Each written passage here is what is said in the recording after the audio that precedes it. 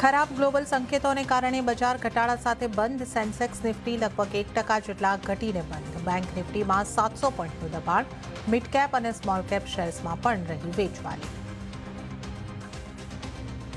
Trump ટેરિફના ભયથી ફાર્માના સેન્ટિમેન્ટ બગડ્યા. નિફ્ટી ફાર્મા ઇન્ડેક્સ 1.25%થી વધારે ઘટ્યો. ડોક્ટર રેડ્ડીઝ, મેક્સ હેલ્થ, સિપ્લામાં 1.25% થી 2%નો ઘટાડો. હવે આવશે one nation one GST registration. સરકારે વર્કિંગ ગ્રુપ બનાવ્યું. એક પેનથી મલ્ટિપલ જીએસટીઆઈએનને જોડવા પર સ્ટડી કરશે વર્કિંગ ગ્રુપ.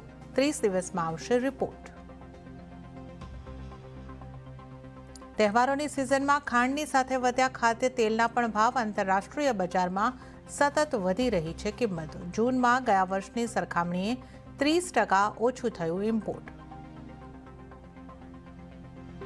ભારે હોબાળાની વચ્ચે ત્રીજા દિવસે પણ સંસદના કાર્યવાહી સ્થગિત.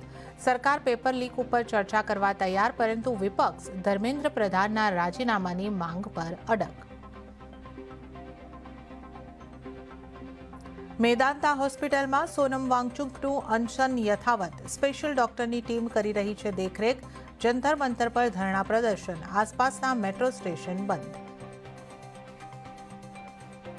અને નવસારીમાં જળબંબાકાર. નવસારીની કાવેરી નદીએ ભયજનક સપાટી વટાવી. કાંઠા વિસ્તારના 30 ગામને કરાયા અલર્ટ. બિલ્લીમોરા બેટમાં ફેરવાયું. એસડીઆરએફની ટીમ સ્ટેન્ડ બાય.